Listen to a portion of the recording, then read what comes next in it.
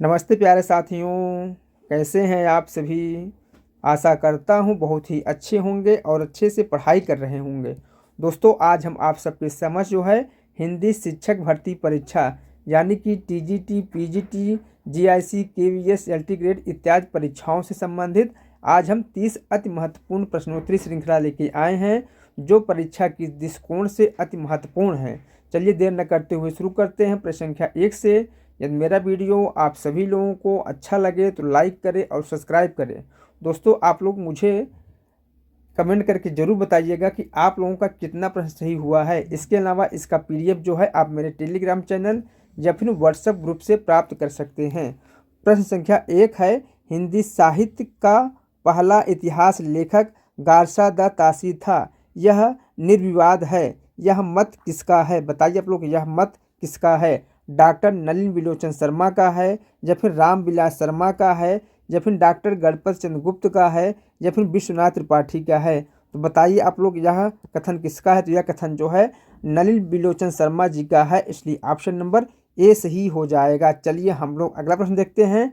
पंजाब प्रांतीय हिंदी साहित्य का इतिहास किसका साहित्य इतिहास ग्रंथ है? बताइए आप लोग, पंजाब प्रांतीय हिंदी साहित्य का इतिहास किसका साहित्य इतिहास ग्रंथ है?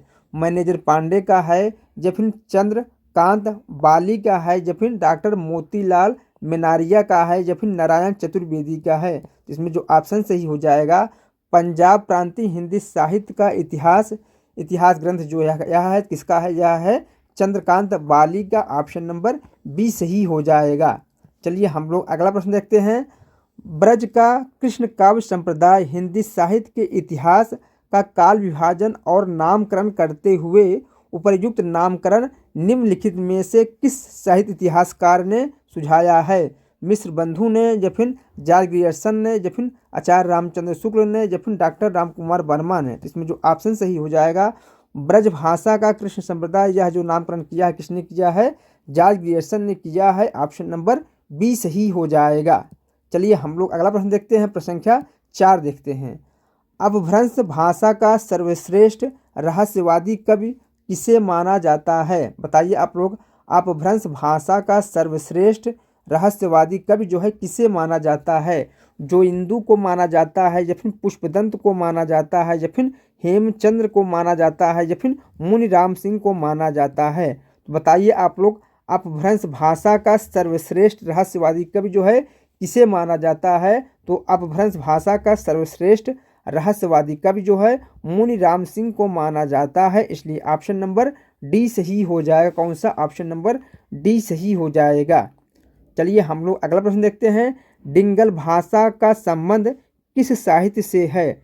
बताइए आप लोग, डिंगल भाषा का संबंध जो है किस साहित्य से है?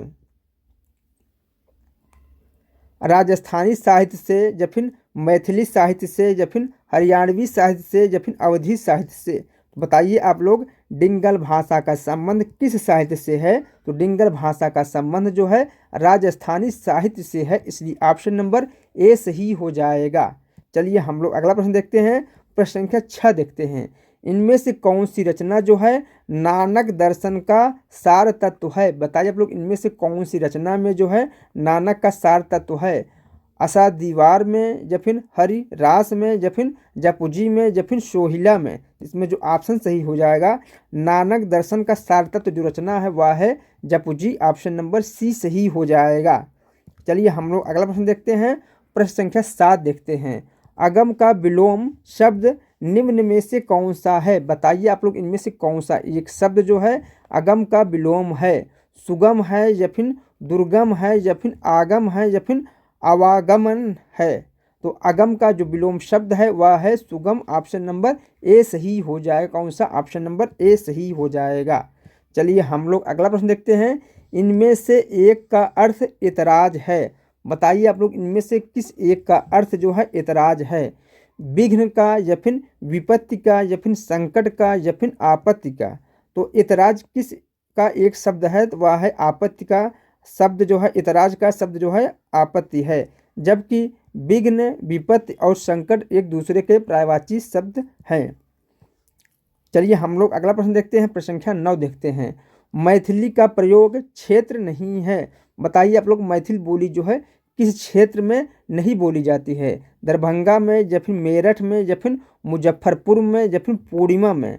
तो मैथिल बोली जो है दरभंगा में बोली जाती है, मुजफ्फरपुर में बोली जाती है, पूर्णिया में भी बोली जाती है, जबकि मेरठ में नहीं बोली जाती है। इसलिए ऑप्शन नंबर बी सही हो जाए। कौन सा? ऑप्शन नंबर बी सही हो जाएगा। मेरठ में जो है खड़ी बोली बोली जाती है। चलिए हम लोग अगला प्रश्न देखते हैं। प्रश्न संख्या 10 देखते हैं। भरत मुनि के रस सूत्र में निम्नलिखित में से किसका उल्लेख नहीं है? बताइए आप लोग, भरत मुनि के रस सूत्र में निम्नलिखित में से किसका उल्लेख नहीं है? अस्थाई भाव का उल्लेख नहीं है, या फिर विभाव का उल्लेख नहीं है, या फिर अनुभाव का उल्लेख नहीं है, या फिर व्यभिचारी भाव का उल्लेख नहीं है।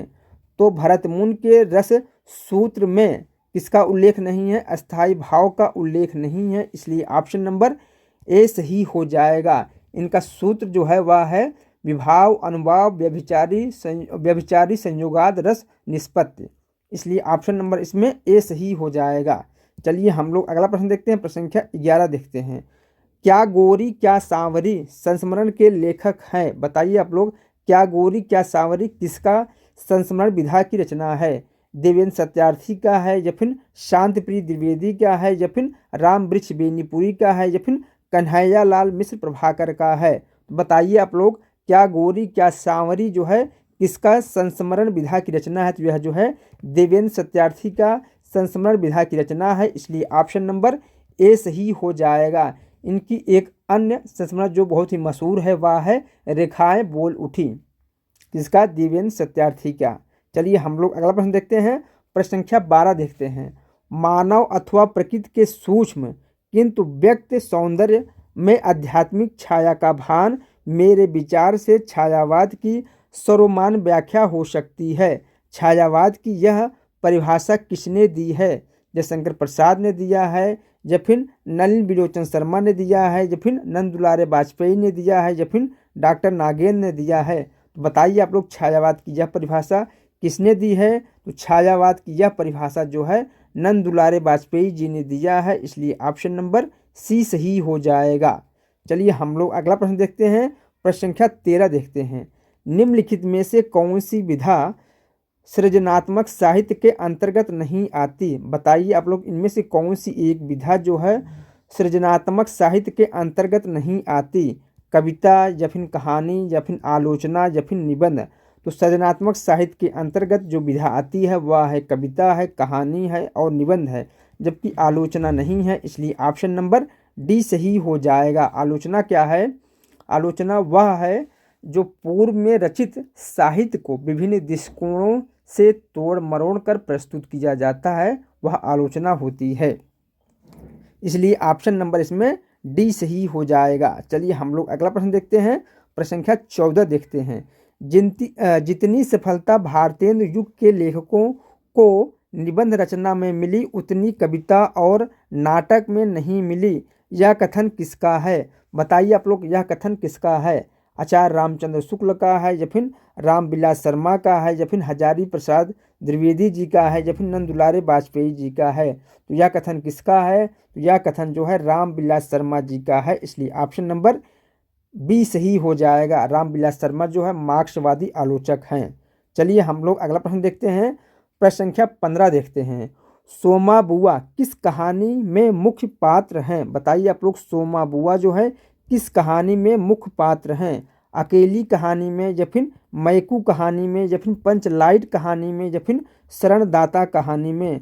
तो सोमा बुआ किस कहानी की पात्र हैं? तो अकेली कहानी की पात्र हैं सोमा बुआ। इसलिए ऑप्शन नंबर ए सही हो जाएगा।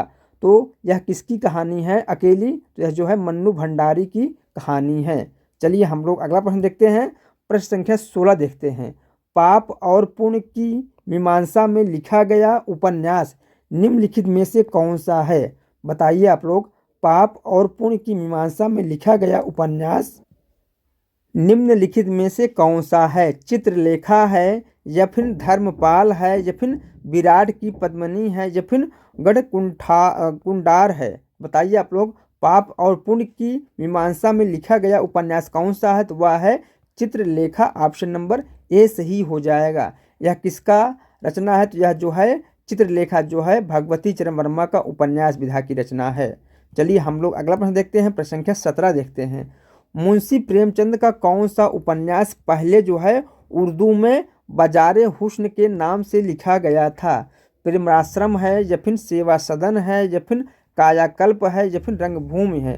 तो बताइए आप लोग, मुंशी प्रेमचंद का कौन सा उपन्यास है जो पहले उर्दू में बाजारे हुस्न के नाम से लिखा गया था? तो वह है सेवा सदन। ऑप्शन नंबर ए और ऑप्शन नंबर बी सही हो जाएगा। सेवा सदन जो है सर्वप्रथम जो है उर्दू में बाजारे हुस्न के नाम से लिखा गया था। यह किस सन में लिखा गया था? तो यह जो है 1918 ईस्वी में लिखा गया था। यह उपन्यास जो है मुंशी प्रेमचंद का पहला प्रौढ़ उपन्यास है, सेवा सदन। चलिए हम लोग अगला प्रश्न देखते हैं, प्रश्न संख्या 18 देखते हैं। सबसे बड़ा आदमी किसके द्वारा लिखित एकांकी है? बताइए आप लोग, सबसे बड़ा आदमी जो है किसका एकांकी विधा की रचना है? उपेंद्र नाथ अस्क की, या फिर सेठ गोविंद दास की, या फिर राम कुमार वर्मा की, या फिर भगवती चरण वर्मा की? बताइए आप लोग, सबसे बड़ा आदमी जो है किसके द्वारा लिखित एकांकी विधा की रचना है? तो यह जो है भगवती चरण वर्मा की एकांकी विधा की रचना है सबसे बड़ा आदमी, इसलिए ऑप्शन नंबर डी सही हो जाएगा। चलिए हम लोग अगला प्रश्न देखते हैं, प्रश्न संख्या 19 देखते हैं। किले में औरत किस कवि की कविता है? बताइए आप लोग, किले में औरत किस कवि की कविता है? सर्वेश्वर दयाल सक्सेना की कविता है, या फिर अज्ञेय की कविता है, या फिर रघुवीर सहाय की कविता है, या फिर अरुण कमल की कविता है? तो किले में औरत जो है किसकी कविता है? रघुवीर सहाय की कविता है, इसलिए ऑप्शन नंबर सी सही हो जाएगा। यह कविता हंसो हंसो जल्दी हंसो कविता संग्रह में संग्रहित है। चलिए हम लोग अगला प्रश्न देखते हैं, प्रश्न संख्या 20 देखते हैं। समकालीन कविता आंदोलन का सूत्रपात किसने किया? बताइए आप लोग, समकालीन कविता आंदोलन का सूत्रपात किसने किया? वीरेंद्र कुमार जैन ने किया, या फिर जगदीश चतुर्वेदी ने किया, या फिर सलभ श्री राम सिंह ने किया, या फिर विश्वम्बर नाथ उपाध्याय ने किया? तो इसमें जो ऑप्शन सही हो जाएगा ऑप्शन नंबर डी सही हो जाएगा। समकालीन कविता आंदोलन का सूत्रपात जो है किसने किया? विश्वम्बर नाथ उपाध्याय ने किया, इसलिए ऑप्शन नंबर डी सही हो जाएगा। कौन सा? ऑप्शन नंबर डी सही हो जाएगा। चलिए हम लोग अगला प्रश्न देखते हैं। प्रगतिवादी काव्य के विषय में कौन सा कथन गलत है उसे हमें बताना है? ऑप्शन ए है, इस पर द्वंद्वात्मक भौतिकवाद का प्रभाव है। तो यह कथन जो है प्रगतिवादी काव्य के संदर्भ में सही है। अगला कथन है, इसमें शोषितों के प्रति सहानुभूति है। यह भी कथन जो है प्रगतिवादी काव्य के विषय में सही है।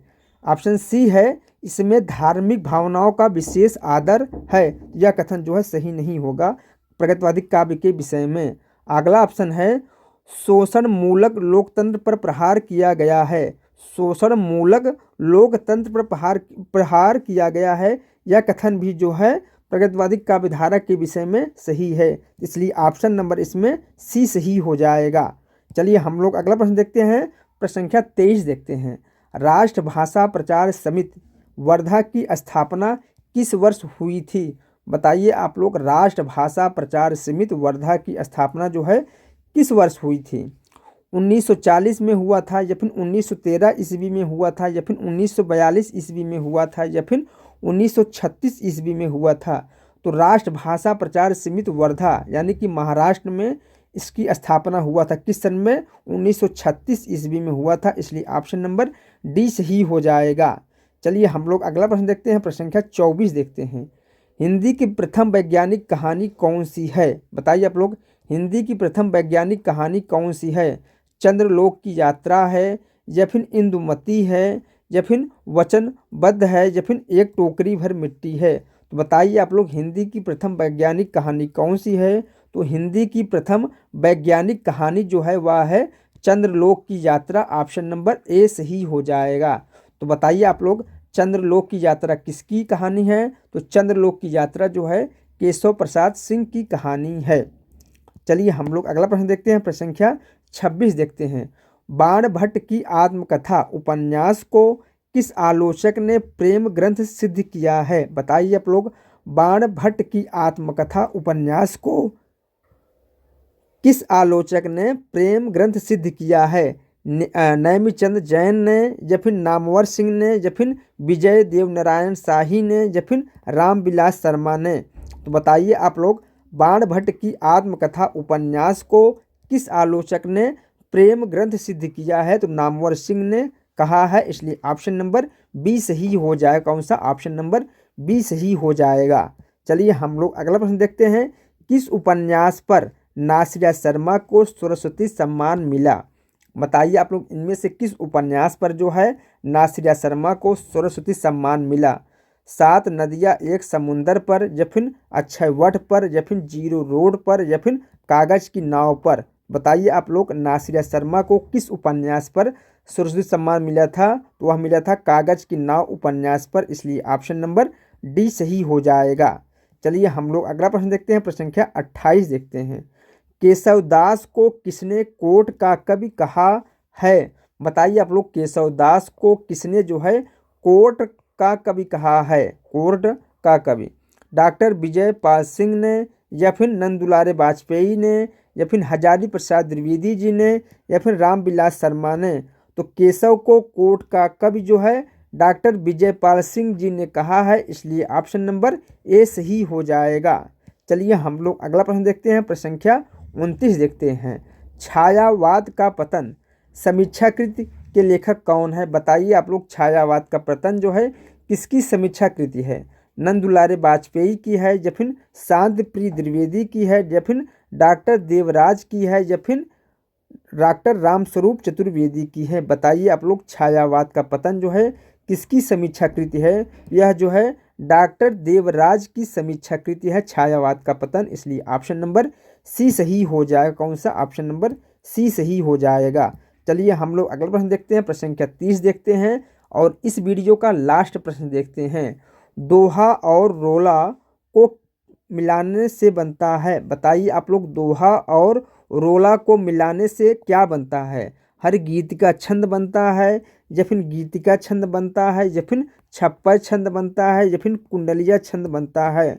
तो हर गीत का और रोला छंद को मिलाने से कुंडलिया छंद बनता है, इसलिए ऑप्शन नंबर डी सही हो जाएगा। कौन सा? ऑप्शन नंबर डी सही हो जाएगा। ठीक दोस्तों, मेरा यह वीडियो यहीं समाप्त होता है। मिलते हैं नेक्स्ट वीडियो में, तब तक के लिए जय हिंद, जय भारत।